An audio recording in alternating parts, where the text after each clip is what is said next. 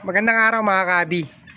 So bali sasagutin ko lang yung mga nagtatanong sa atin kung anong vitamins daw ginagamit natin o yung pwedeng gamitin natin sa mga young bird. So madalas naman itong tinatanong sa atin, madalas din tayo mag-content nito. Ayan o. So marami kasi tayong young bird dito. Natanong nga sa atin kasi ayun o, nakita nyo naman yung mga kalapati natin dito, kahit na si Boston yung nag-aalaga, alagang-alaga ni Boston yung yan. Nakita nyo naman, puro walang bulutong. So hindi katulad ng mga ibang young bird, nagtataka iba bakit daw ganun yung kalapati nila. Mukhang healthy naman daw, malaki katawan pero nakakabulutong. So usually kulang sa nutrients yung pagkain ng kalapati nyo, o kaya nagkukulang kayo sa patuka. At kawawa yung mga breeder nyo. In case na mataba yung breeder nyo, tapos ay yung mga young bird nyo, tapos yung breeder nyo payat. Kadalasan mga kabi, sa patuka yan nagkukulang o sa nutrients ng patuka nyo. So ako yung patuka na ginagamit ko sa mga young bird, ito lang o, yan o. Ginagamit ko sa flyer, ginagamit din sa mga young bird, sa breeder.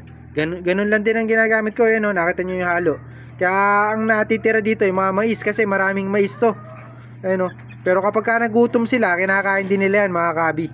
Ayan, so para hindi lang mabansot yung mga kalapati natin, nilalagyan natin ng pagkain. Ito, mukhang mag-iitlog na rin to, yung blue bar natin na to. Pero hindi na natin papapisa to mga kabi, kasi magsasalang na tayo ng bago. Ayun, sasalang na natin si original Borga. So hindi pa nakakauwi isang anak niya, mamaya pa yun. Ayan, gandang mga kalapate, mga young bird. So papakita ko lang sa inyo, isang mabilisang video lang. Papakita ko lang sa inyo mga vitamins natin na ginagamit at binibigay natin sa mga young bird natin. So bali ito lang yung pinamimilian natin na vitamins sa mga kalapati natin. Ito calcium, binibigay natin to, sinusubo natin sa kalapati. Ito yung puti, ito naman yung sa pula. Ito yung tinatawag nilang sa pula, sa puti. Ayan o. So multivitamins to, tapos ito calcium lactate. So kapag ka medyo malaki na yung young bird nyo, mga 7 days old, 6 days old, at medyo nakakasubo na o yung pwede nyo na subuan, pwede na kayo magbigay nito. Kahit na once a week lang mga kabi, lalo na kapag hindi lumilipad yung mga young bird nyo. Ayan o. So ito lang, sa pula, sa puti. So makakabili kayo nito sa Shopee, Lazada, saka sa Poultry Supply. Sa Poultry Supply, nasa 30 to 45 pesos to. Isang bote, 100 pieces na. So sa Lazada, ganun din. Kaso mahal kasi yung shipping fee sa Lazada, saka sa Shopee. So mas maganda ako sa Poultry Supply na kayo pupunta. Pero kung ganun din yung magagastos nyo pamasahe, mag-Lazada o Shopee na lang kayo. Ayan o. So ito pa, isa pang vitamins natin na binibigay, B12 or B-complex. Mayroong B-complex na ganito, yung mumurahin lang din, no? Nakita nyo.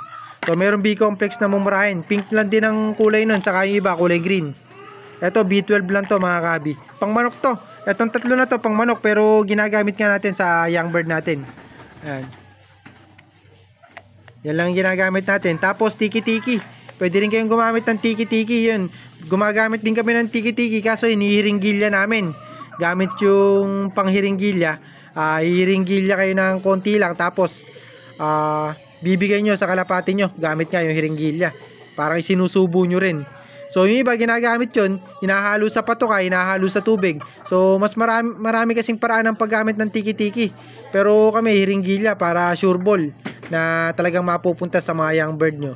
At walang aksaya, kasi kapag sa tubig nyo nilagay at saka sa patuka, may mga naiiwan doon sa mga patukaan nyo, saka doon sa lalaganan nyo ng tubig. Yung tubig hindi naman naiinom lahat yun, kaya nangyayari nasasayang yun. So kapag ka nakahiringgilya o yung oral nyo binibigay yung tiki-tiki, walang sayang doon mga kabi. Matrabaho lang. Pero kung kayo medyo tinatamad, sa tubig nyo lang isama kung gawaing tamad ang gusto nyo.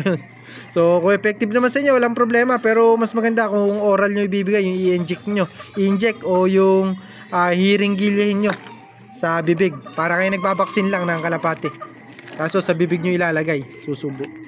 So yan lang yung vitamins na binibigay natin sa mga young bird. Pero effective naman, tiki-tiki, multivitamins, calcium lactate, saka itong B12 or B-complex. Pero ito mga kabi, pwede kayo magbawas-bawas na ito sa B-complex. Ito lang ang mahalaga talaga dyan, ito, lalo na itong calcium. So kahit na twice a week kayo magbigay ng calcium, lalo na kapag nag-early breeding kayo, pwede nyo rin bigyan yung mga breeder nyo na ito. Ayan, kaso kapag sinubo nyo kasi sa breeder nyo, lalo na pag nagsusubo, isusubo lang din dun sa young bird nila. Kaya mas maganda kung sa young bird na lang kayo magsusubo. So yun, isa yung pwedeng gamitin yun pagka sa breeder nyo. Kasi para makainom din o makalanghap din ng nutrients o vitamins yung kalapate nyo na breeder kapag sa tubig nyo sinama yung tiki-tiki. Ayan. So yan lang yung vitamins na ginagamit natin, tiki-tiki, B-complex or B12, multivitamins, calcium lactate. So yan lang. So tiki-tiki makakabili kayo sa kahit saang butika. So magtanong lang kayo. Sa poultry supply din ata meron ng tiki-tiki na tinitinda. Pero depende yun kung ano gusto nyo. Kung sa kayo mas gamay bumili ng gamot. Pero kung ako sa inyo, sa butika na kayo bumili pagka tiki-tiki. So yan lang ginagamit natin. So hindi sponsored tong mga vitamins na to. Tayo makatotohanan lang, pinapakita lang natin para makita rin ng mga newbie na nagtatanong sa atin na kung bakit healthy yung ibon natin. So ito lang yung ginagamit natin, saka sa patuka mga kabi, yun yung isang sikreto dyan. Kailangan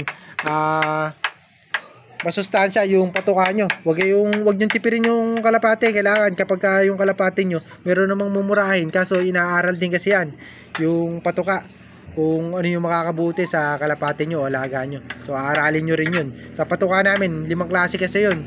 So pero mas maganda kung high protein yung gamitin nyo. So magbawas kayo ng mais kasi kung minsan hindi kinakain, nasasayang, tumatapon lang yung mais. So yun nga mga kabi, sinabi ko lang sa inyo yung vitamins natin. So hindi pa nakakauwi yung dalawa natin na kalapate, yung isang pares. Ayun o. So umuulan kasi dito, na-smash. Nakita nyo naman siguro yung panahon. So hopefully makauwi pa yung dalawa natin na yun. So ito lang yung nakauwi sa oras, yung 3 natin. Maaga pa naman mga kabi, siguro hanggang alas 9 makakauwi yun. Alas 8 pa lang kasi mga kabi. Hanggang alas 10 pwede kayo maghintay kasi ganyan talaga uwian ng kalapate sa una. Lalo na pag malabig yung panahon, talagang tumatagal sa paglipad yung kalapate. So ito yung mag-iitlog natin na kalapate mga kabi. Ayan o. So medyo wala siya sa kondisyon kasi nga mag-iitlog.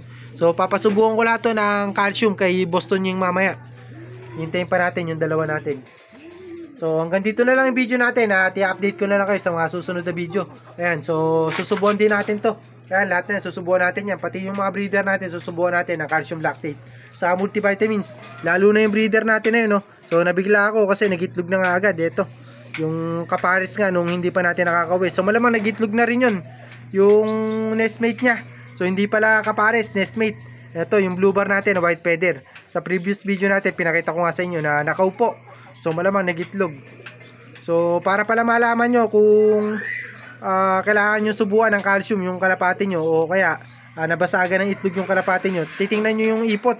Pagka kulay red or orange yung ipot ng kalapate nyo na medyo malaki saka medyo lusaw, itlog yun mga kabi, kulang sa calcium yung kalapate nyo.